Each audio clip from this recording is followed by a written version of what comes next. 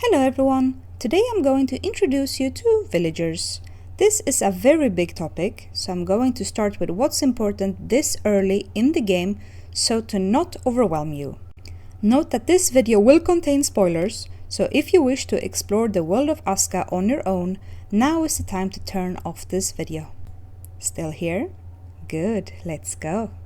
Our first villager is about to show up.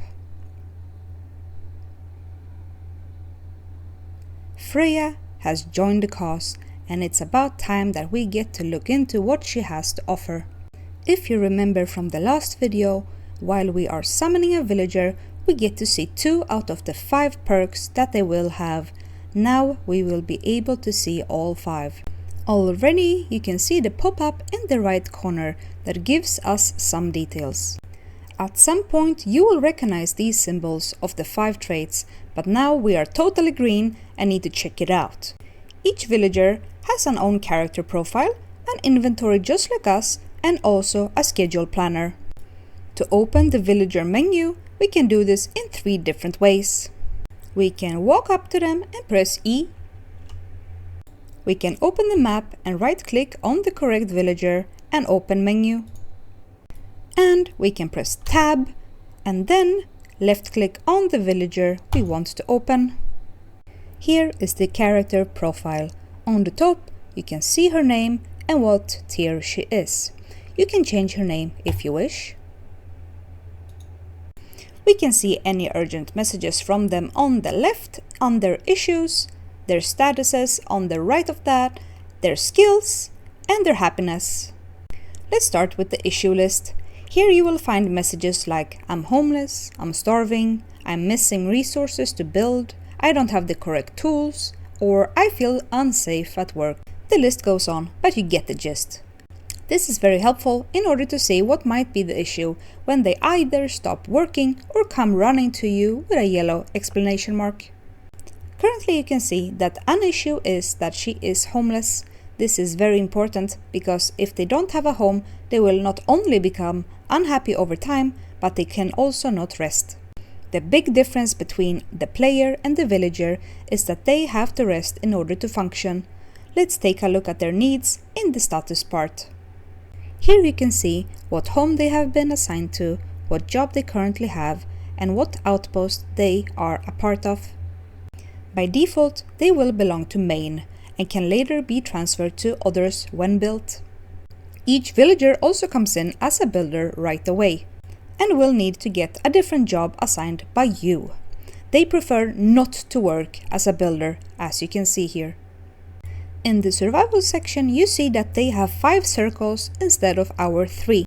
The first one is their health points and the 4th one is their energy. If their health points reaches 0, they will die. And if their energy reaches 0, they will run to you and cry that they are exhausted and sit down in front of you in protest. Then we have the status effects, just like we have in our inventory. The most important one is this white thumb, optimistic outlook. This buff temporarily halts all happiness decline and is only given to new arrivals.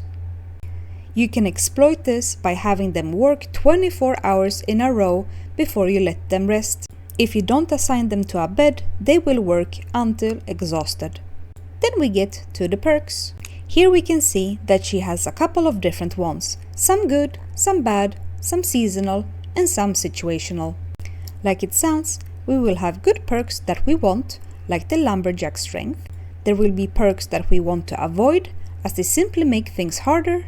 There are seasonal perks that makes the villager do something great during a specific season, like the Snow Strider. And we have situational perks that will give you a good perk but at a cost, like the Athlete. Here you can see a list of the positive perks in alphabetic order.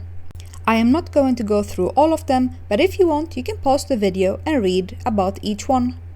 Here you can see the situational, seasonal, and negative perks in alphabetic order. Now back to Freya. Here we can see her base stats. These cannot be improved. They are set in stone as the name indicates. Then we have the proficiencies, ASKA skills. We can see that she already has 6 skill points in wood harvesting and also 1.5 star filled. This means that she will be a beast at woodcutting, so it would make sense to set her at that job. Last but not least, we have the happiness bar. Everything that happens in ASKA will have positive or negative influence on our villagers. Nobody really wants to work, so they will always have negative happiness from working. Sleep and leisure will give them a happiness boost when assigned to a home. You can also see that she gets a perk buff and a status buff. Under this we have housing. Currently Freya is homeless, so there are no points assigned. Let's fix that. Just like with accessing the villagers menu, we can use one of these 3 ways for a building. To open a list of villagers, we press R. Now we are under the Assign tab, and here we see all the homeless villagers first, and under we'll see villagers who already have a home. And with one simple click, we can assign this shelter to Freya.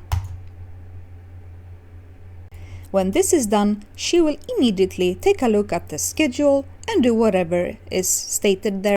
You can see that the icon on her portrait shows a hammer, which means she is currently working. If we now go back to her menu, we will see that the comfort and area desirability has been updated. You can also see that the sleep and leisure has gotten 3+ signs since she now can do these things. You can now also see that from this menu you can also dismiss them from having this home. If we do that, they will go back to being homeless. Villagers will expect you to make sure that a water supply and food is available. But should you fail to do that, they will run off and try to do what they need to survive. This is not recommended, as they will also become unhappy over time from that. Worst case scenario, if they don't find any food or water, they will die. Now let's take a look at Freya's inventory.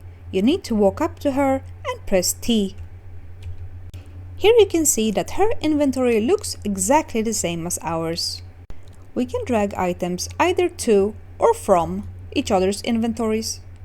This can be useful if you want to give her a better equipment or alike. Lastly, we get to the schedule tab. Here you can see that you have all the hours of the day marked with 3 different colors. Orange for work, blue for sleep, and purple for leisure. Unless something happens, they will follow this schedule to a T. Work hours is exactly what it sounds like. Leisure is when they tend to their needs like eat, drink, and look for a fire to get warm. They will also go to altars to enjoy themselves or go to the outhouse. Sleep is when Freya goes to her shelter to rest and replenish her energy. You can see that you can change their schedule as you please by choosing the color and clicking or dragging over the time slots. When you're satisfied with a schedule, you press Apply for it to be saved to this villager. If you would like to have other villagers use the same one, you can also press Create, name the schedule, and save. You will then see that you can load the schedule. If you try to close this menu without pressing Apply, you will get a warning. For faster switching of schedules, you can also press Tab and you see that your villager has a list under the schedule, where you can choose any of the saved ones. This concludes the basics of the villagers. Next up is a deep dive into other villager topics. Thank you for watching.